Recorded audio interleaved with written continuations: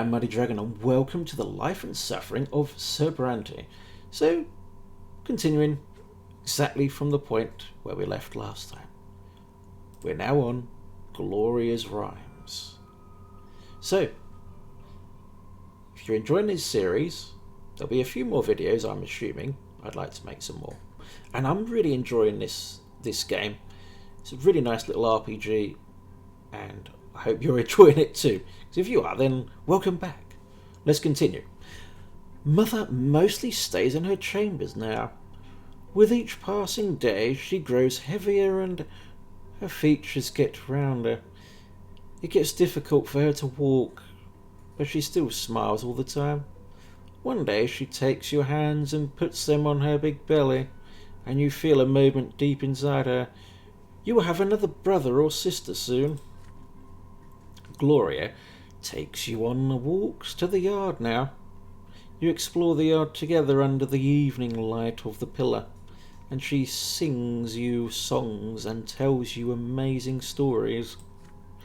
Gloria: hey Muddy, do you want to hear a rhyme? I wrote it myself. There's even a bit about you, but don't tell anyone, okay? Writing poems and songs is only for nobles. If Mummy hears about it, I'll get flogged. Remember how you got flogged for hitting Stefan? Our judge is my second father. In the past I had another. Mother says the twins are great. Says we should not fight our fate. Brother loves to jump around. Please don't fall down on the ground. See, I wrote that little rhyme. Please don't tell them. It is mine. But today, your sister is nowhere to be seen. She promised to take you out to the old pond and show you the red frogs that live there, but then she vanished. The servants join you in the search. Even Mother leaves her chambers when she hears the commotion. Finally, you find Gloria in the far corner of the garden. She is holding a quill and sheets of paper covered in poetry. She's in trouble now. Mother becomes angry the moment she sees it. She looks through the poetry and her face grows dark with rage. Gloria is standing before her, wringing her hands and looking for an opportunity to run. But there seems to be no escape. Lydia Brante: what is this nonsense, Gloria? We talked about this. You were told to take care of your little brother. You are absolutely not allowed to entertain yourself with this writing. Gloria says: I can decide that for myself, Mum. Lydia says: no, you cannot. It is already been decided by the gods. Gloria says: and he's not a little brother anymore. He doesn't need a nanny. And I need some time alone to think for myself. I'm not hurting anyone. Lydia says: you are a commoner and a future wife. It's time you learned how to properly care for children. Had your disgraceful former father kept me in this house, you would have been born a noble. But this is our fate, and you are absolutely forbidden, forever spoiling paper and wasting ink again. Mother grabs Gloria firmly by the hand and takes you both into the house. The scribbled sheets fly into the fireplace. Gloria sobs violently. You are a bystander in this scene, unsure of how to act. You can't complain. Offered to write rhymes with her, that would be pretty good. Could comfort her. I will do this one. I'll offer to help her out. Mother leaves. The last of your sister's poetry burns away in the fireplace. You hug your sister and whisper to her. Let's go in the library, you say. The two of you can hide under the table and write something together. Gloria shakes her head violently. Mother said no, and there is no way she would ever defy her. You reassure her that it will be your secret. You pull Gloria to the library. She fights you, but you refuse and relent. You carefully peek inside. Your sister took a small book from one of her shelves, and you read it together under the table. It's a book of poetry about eternal love. Gloria clearly adores it. You decide to write a poem on your own. She recites a line in an ecstatic voice, and you repeat it after her and offer a rhyme of your own. She nods happily. You do this until the day ends. You have written a poem of your own and learned it by heart, but not a single line of it has been committed to paper, which means that you have stayed true to your mother's rule. The year is 1122. It's winter. The coming sacrament. Mother is in her armchair, knitting woolen jackets, pants and socks for the little one. The baby will need to be kept warm, she says. Father spends less time at home now. Mother says he's very busy with his important job. He is a judge after all. One day you decide to ask Mother about Stefan and Gloria. How come they're brother and sister to you, but not siblings to each other? Lydia says, well, my dear, I didn't give birth to Stefan, you see. He's the son of another mother, and Gloria is the daughter of another father. Come now, don't knit your brow like that. You'll understand when you're older. How is this even possible? You're all family, are you not? Several days later, Mother calls Stefan and Gloria to the sitting room. You sneak in after them. At first, Mother gets angry and asks you to leave, but then she relents. You are told to sit still, be quiet, and remember every word you hear. Lydia says, when you enter the temple, bow to the twins, first to the elder on the right, and then the younger on the left. Stefan, you're a nobleman to me, so walk along the side paved with marble. Where the benches are, Gloria, will you walk along the sharp side. So we go right and then left, so remember that. When you're there, you must get down on your knees, each on your own side. Stefan, kiss the sword. Gloria, my daughter, they will strike you with the lash. Don't be afraid of it. Resign yourself to the suffering it brings. It is the blessing of your lot. Gloria doesn't like the idea of the lash. There's a tense feeling in your chest as well. You were told to remember this. Will the lash strike you too one day? On the next day, they take you, brother and sister, to the temple. You run towards them when they finally come back. The back of Gloria's dress is soaked with blood. She's hunched a bit, sobbing quietly. Stefan is putting on airs, acting prouder than ever. Nothing else looks different about them. It's like all the same, and yet everything has changed. Each of them has accepted their lot. So I hope you're all enjoying this as well. If you are, let me know in the comments. Brother and sister's sacrament. Your siblings Stefan and Gloria took their first sacrament at the temple. The newborns cry. You eye the little bundle in your father's arms with curiosity. Behind the many layers of swaddling clothes is your newborn baby brother. Mother is glowing and smiling with joy. Stefan and Gloria are also here, all excited. You promise yourself you're going to be the best big brother in the world. You'll never hit him, oh no.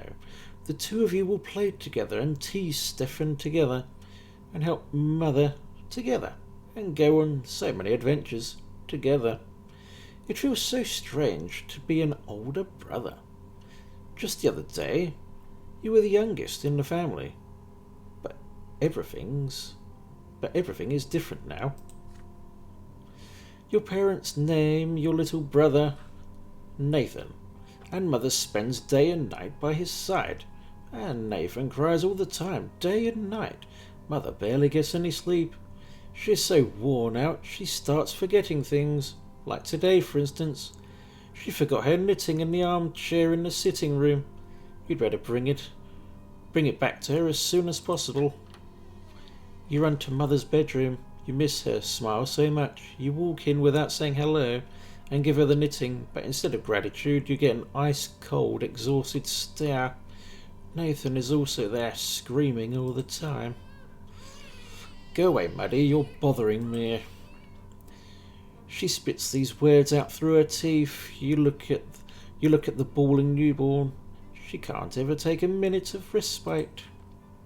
Enough already. When are you going to stop? I just want some peace and quiet. Mother leaps across the room and starts shaking Nathan with malice in her eyes. His cries get ever louder. She looks so tired from his never-ending screams. She seems to be within an inch of smashing him against the wall. Somebody has to do something. You are scared of your mother right now, but you fear for Nathan's life much more. Call for help, redirect her anger to yourself, snatch Nathan from her. That's a pretty stupid thing to do. Let's see. Call father for help. Could do. Oh, great. Here we go. What are we going to do? This will put me in good standing with the boy. If I try and come on, I'm just a little kid myself. I can't snatch the baby. Oh, I'm not going to do that. I will call for help. You run away to father's study and stammer out a plea for help. Father gets up immediately and runs back with you. He barges into mother's chambers and embraces her and baby Nathan with all his might and love. She screams at him at first, crying how she is tired of everyone. He whispers something in response, then takes Nathan from her and says she should lie down and rest. Then suddenly Nathan stops crying. Mother looks around and sees you standing next to father.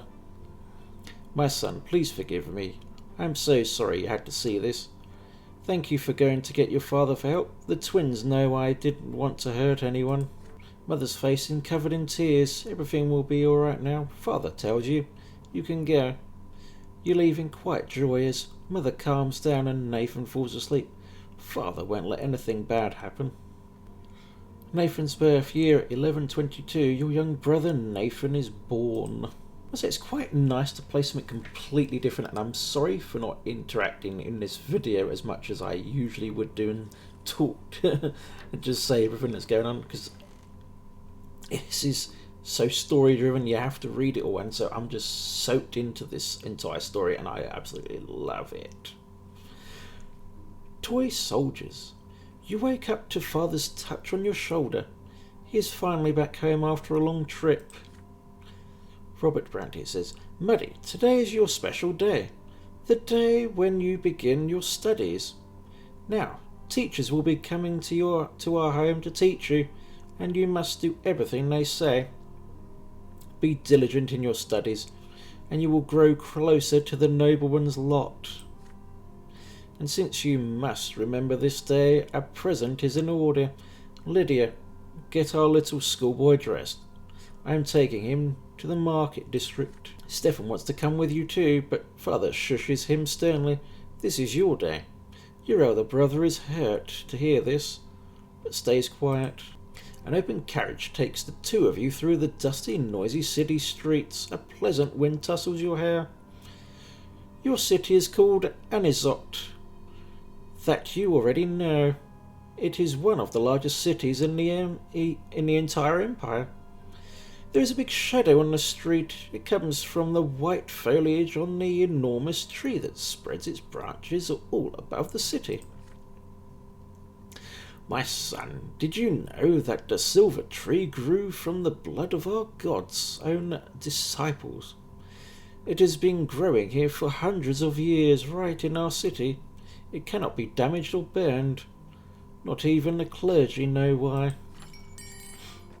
The carriage comes to a halt by a small shop next to the city square. You run there and freeze by the stalls in excitement. The shop is packed with dolls and figurines and toys. You've never seen so many at once before. Have you chosen your present yet? Father asks. You have. You want the Holy Order set, which includes several figures of the Empire's greatest warriors of all time. You raffle off everything you know about the Holy Order. They were the ones who aided the Emperor's own forces in seizing the province of Magra, the storming of city, That's how we joined the Empire. Father nods in approval. Very well. War isn't your lot for now, but maybe these toy soldiers will teach you to think like a general. We will lead them into battle and study military strategy. Go ahead, take your present. Having said this, Father turns away to examine the books. You run to the box of toy soldiers, delirious and with excitement. But there is a fancy dress toy in your way. He is about to take your warriors for himself. He elbows you aside and reaches for the box. Anger overcomes you and you push him from behind. Your opponent falls to the floor. The rich boy screams so loudly everyone in the shop hears it. He hit me, he hit me. A tall tower of a man looms over you. This is the boy's father. But then you feel your own father's hands on your shoulders. What happened? You press against father, your mind more at ease now. He will protect you. Yes, you shoved the boy to the floor in front of everyone, but he tried to take your present for himself. Father turns you around to face him when he hears these words. Is it true, Muddy? Did you strike the son of a nobleman? Deny your guilt. Tell him the truth. Admit your guilt. What should we do? I will tell the truth. It isn't fair to blame you without letting you speak too. You didn't want to shove the stupid boy. He was the one who shoved you first, but the angry nobleman, the boy's father, will not let you finish. Nobody cares a whit for you, for your so-called truth, little lowborn. The law is the law, and your punishment is due. Your father nods in agreement to these words, no matter how sad they may make him. They lead you and the nobleman's son out of the shop. You are told to bow to him and show humility. A bad feeling sends a shiver down your spine. With a satisfied grin on his face, the boy swings his arms and slaps you on the cheek. He strikes you again and again. Enough. He's got what he deserved. We're leaving. Get out of the way. Your head is swimming from the heavy blows. You return to your senses back in your bed, with the servants treating your face. Father stays by your side all day. The morning after, you find a little box on your bed with the tin soldiers and the holy order inside. You pay dearly for your stubbornness. We're now 6 years old. Year 1124, summer, the family dinner. Today Father ordered the dinner table to be brought out into the yard for the first time in months. He's home, outside of his confines of his always locked study. He spent the entire day playing with Nathan and you, discussing various matters with Stefan, now an adolescent, and walking in the garden, and now a dinner under the open sky. Your entire family gathers together, with Father at the head of the table, smiling. He asks each of you about your studies. Nathan climbs up on his knee and recites a counting rhyme in a funny singing voice. Stefan mentions that his fencing teacher praised his accomplishments. He raises from the table together with Father to show his skill in a practice duel. Next comes Gloria's turn. She stands on her chair and recites a lengthy prayer by heart. Mother showers your sister with praise. Father chuckles quietly, hiding a smile in his moustache. When your turn comes, you recite all the ranks of the Legion, from common soldier to high command. Stefan listens to you with a sceptical look on his face. Night slowly falls, but the servants ensure that the yard is well illuminated. You don't feel cold in the dusk tonight. It feels good. It's so important. All of you are finally together, sitting at the same table. No fighting, just smiles. No arguing, just pleasant small talk. Then a servant approaches father with a letter in his hand. He reads it in the dim light, and each line gradually washes the smile off father's face until only a stone-cold mask remains. Mother looks at father with an unspoken question in her eyes. Gregor Brante is coming back to Anazot. He is the head of our family, my father. Oh. Grandfather's return. Your grandfather Gregory Brante returned to the family home from the capital. The intrusion. Ever since the news of grandfather's impending arrival, there has not been a single day when the house has not been busy, cleaned or decorated. Your parents anxiously make sure everything is in order. They tell you to wash your face and hands after walks and scold you for leaving books on the floor. They tell Gloria she will be flogged if she is ever seen hiding in the attic. They make Stefan stay in his room. Even baby Nathan gets in trouble. Everyone is on edge. Then one day grandfather arrives. It is a grim day, so hot your neck is sticky with sweat. Father, mother, Stefan, Gloria, you and Nathan. The entire Brante family stands on the porch in front of the house. The house servants lined up behind you. The carriage arrives and out steps a tall, gaunt old man with a heavy walking stick and a heavier gaze. You cringe instinctively. Good health to you, father. Children, greet your grandfather as you have been taught. Still trying to look like a real nobleman, are you? You can't fool me, Robert. I was the first of the Brante family to be ennobled by the mantle, and I am the only one who remembers how to bear this burden properly. I live honourably by my lot. Your marriage to that low-born wench cut us off ever becoming nobles of the sword. My progeny could have been born bearing noble blood. Father, I beg you, this is not the place. Grandfather eyes him with scorn and walks into the house, the entire family following close behind him. Sounds pleasant, doesn't he? Gregor Brante. I have been away far too long. The entire house is a mess. This is an insult. How can you live in such piggery, Robert? The servants have grown far too lazy. All thanks to your commoner of a wife. I warned you, did I not? And yet you did as you saw fit. And the children, what do they know of tradition or honour? They are being raised in a virtuous family, father. And now you're speaking like a lowborn who's content to live in humility. Twins willing, now that I am here, this will not happen again. I am taking your oldest son to the capital. I see you cannot provide Stefan with a proper education, so I will correct your mistake.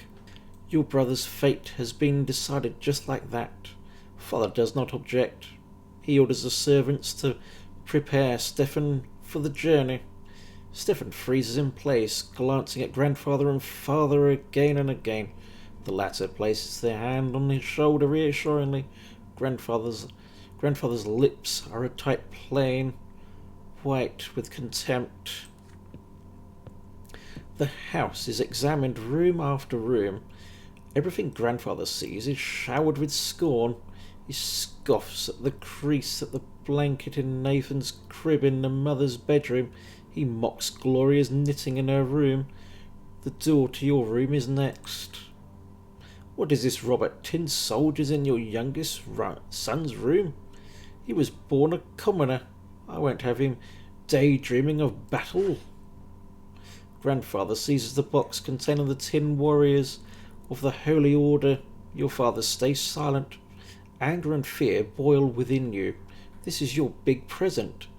From your first day of your studies. It means so much to you. But what if he's right? What if you need to prove your right to command the toy soldiers first? Grandfather shakes his head in disapproval and shoves the toy box into the roaring fireplace. If you wait too long, they will melt into flames. Well, we could watch. We can't rescue them. Burst into tears. Strike him. Striking's a good one. Well, I'm going to watch them melt. I didn't really want to watch them melt. I'd rather hit him. The wood crackles, the tin melts. The unpleasant smell of burning paint fills the room. Father grimly orders the servant to douse the fire and clean the mess that was your birthday present just a few moments ago. You watch the servants at work with a strange fascination, experiencing an odd feeling of freedom. It all seems right now. It's time for you to grow up. Grandfather leaves to examine the other rooms of the house. Bastard. The year 1124, Fool, the master of the house. Everyone enjoying the story so far? I think this is a really good story. I am going to definitely buy it. Whether I continue recording is all up to you. If you want me to continue, hit like. Soon, Grandfather leaves. Your elder brother, Stefan, goes with him. From that day on, Father's hired teachers tend to you alone. They bore you with monotonous lectures on writing, counting, and the way of life in the blessed Arcanian Empire. You often distract yourself from the instruction by playing with your younger brother Nathan. Your home grows quiet without your older brother. Too quiet. Weeks later, your family receives a letter from Stefan. Grandfather has sent him to a boarding school for nobles, and he is now studying hard in preparation for his service as a nobleman. The rules here are way too strict. You can't even sneeze without the teacher's permission. But I've been studying with my peers. We're learning how to live as nobles in the noble society. We're also learning the art of swordplay. That's my favourite part. With Stefan now at the boarding school, Grandfather arrives once more. This time, to live in your home. Oh shit. The only good thing is that he often has urgent business in Eternia, the capital of the Empire, and has to travel there. One day you ask Mother where he lived before. In Eternia, she says, but now his place is here. Each time Grandfather returns, he gives the servants new orders. Your home is now always busy with repairs. The servants are redecorating Grandfather's chambers, including his library and sitting room. Sometimes Father tries to gently talk him out of this. Why subject the house to constant reconstruction? Grandfather's answer is always the same. This home is mine, and I will live here as befits a man of nobility. An illustrious quest. Some days Grandfather stays home, and on those days you try your best to stay out of his sight. But there is no way you could avoid family breakfast. The food is there, but you cannot bring yourself to eat it. Mother's eyes are red and swollen. She's been crying all night again. Grandfather sits at the head of the table where nobody used to sit before. Robert, it is about time your youngest sons underwent their sacraments. Sir Brante, please, let them live free of the lot for a little while longer. They are but... Shut your mouth. Robert, that wife of yours is impertinent enough to interrupt me. If this ever happens again, she'll be eating her gruel with the servants in the kitchen where she belongs. It is time you considered a real marriage, Robert. One of a woman of the proper station. Gloria drops her fork. Grandfather shoots her a scathing look. A tear rolls down Mother's cheek. Father does not look away from the plate, his hands clenched into fists. Baroness L. Lodor is one such woman. She is a comely widow and a fine match. She is suing for her inheritance right now and could use proper support and a husband. You could keep your lowborn Lydia around if you like. Servant, mistress, I don't care. I will not do that, Father. I am the head of this family, and the family standing took a severe blow after you married that commoner. It is unthinkable. How could you give up memory of beautiful Amalia Elborn from this lowly woman and that bastard child of hers? But now you have a chance to set things right. Don't disappoint me. Father nods curtly. Try not to look in Mother's direction. Father, I wish to see Stefan. If I find your conduct in the Baroness's presence satisfactory enough, then you may see him. She is coming for a visit tomorrow. Be prepared. Grandfather wipes his lips and Grandfather wipes his mouth with his napkin and throws it onto the plate and leaves. Mother's lips move silently. Nobody says a word. Then Father stands up and orders you and the other children back to your rooms. He needs to speak to Mother in private. Father comes to your room before bedtime. He sits on the edge of the bed and adjusts a crease on the woolen blanket. He distanced himself from you after Stefan's departure, so you are not used to such attention from him. In the candlelight, you can see his face in the dark. There is sour expression on it. My son, Baroness Emma L. Lador, will be visiting us tomorrow. Please be polite and treat her with respect. Nathan will do as you do. I want this dinner to be as immaculate as possible. Don't let me down. On the next day, Mother starts dressing you and Nathan for the coming dinner. You see red all around her eyes.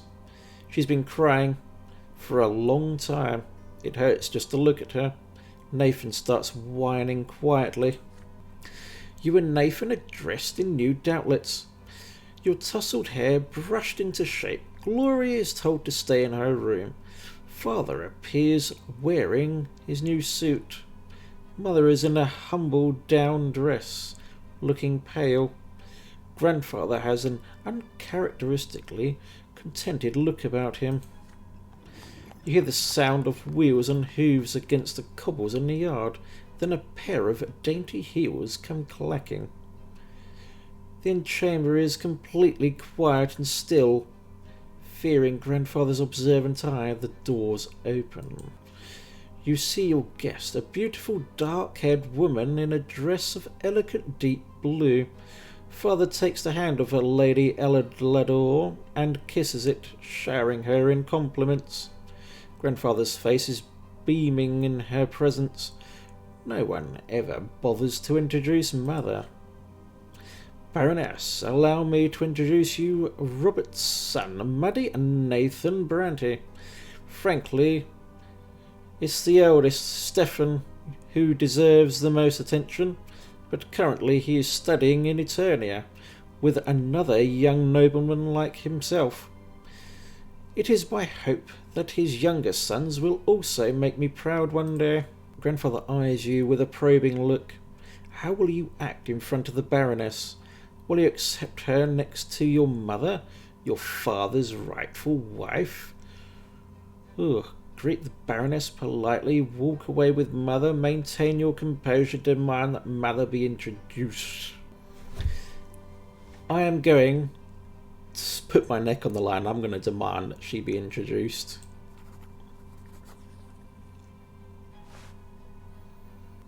You follow Father's example and kiss the Baroness's fingers gently. A laughter fills the antechamber, ringing like chimes. Bending your head back, you can hear Mother sobbing. Grandfather nods to you in approval. Out of the corner of your eye, you see Mother quietly walking upstairs. No, this is wrong. This cannot be. You walk up to Father, look him into the eye, and ask, in a voice loud enough to be heard by everyone, why didn't he introduce Mother to the guest? She is his legal wife and your mother, is she not? There is silence. Mother stops on the stairs and turns her head in surprise. Father is confused. Nathan starts whining again. Grandfather grinds his teeth, his hand tightly gripping the heavy walking stick. You keep Father transfixed by your gaze. After a few moments that feel like an eternity, He winks to you, almost impeccably, then adjusts his doublet and turns to your noble guest. Baroness, allow me to introduce Lydia Brante, my wife and mother to my younger children. Lydia, would you be so kind as to join us for dinner? What are you saying, Robert? Father, it would be a disgrace to hold a family dinner without the lady of the house. Father marches up the stairs and offers his hand to Mother. She accepts it and walks down with a sly smile on her face for the first time in many days. The Baroness presses her lips in contempt at the sight. After a long moment, Grandfather finally breaks the uneasy silence and leads everyone into the dining room. Mother sits at the furthest corner of the table, claiming that she needs to watch over Nathan. There is barely any small talk over dinner, apart from the Baroness and Grandfather discussing her widowhood and inheritance litigation. Father and Mother do not say a word throughout the meal, yet they no longer look so tense as the day before. There is not even a mention of any potential marriage. As soon as the door closes behind the Baroness, you flee into your bedroom and lock the door. Grandfather's hairy footsteps can be heard on the hallway. He is a force of anger, eager to get his hands on you. Whelp, you had the nerve to interfere in the adults' affairs. You ruined the dinner for the Baroness. Open the door this instant and face the punishment you deserve. Then suddenly his voice dies down. You hear Father speaking quietly. We both realise there can be no other marriage, Father.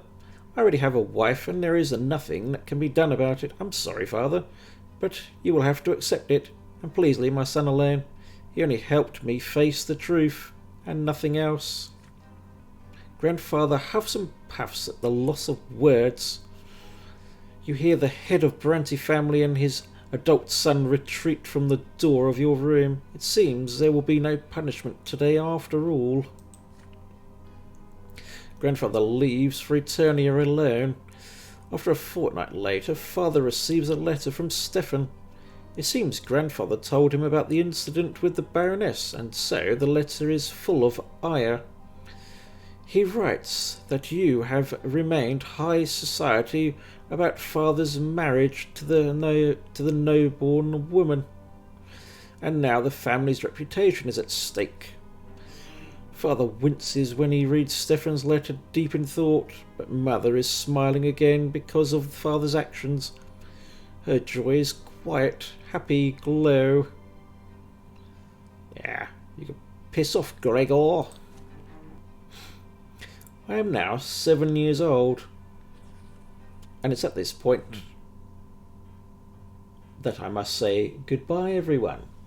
So yeah, if you've enjoyed this video and the series that's going to continue, please consider subscribing, smash that like button. You want to see more? There's going to be a lot more of this game. I'm going to be buying the full version. I want to get it and I want to play through everything and just experience it. It is so cool. I'm loving it. Sorry that I'm not interacting as much as I would normally do in my videos, but I'm just reading through a big story and it's just, there's so much to it. Yeah, I'm sorry if for not talking about stuff during the videos, but there's just so much to get through. So yeah, until next time, bye for now.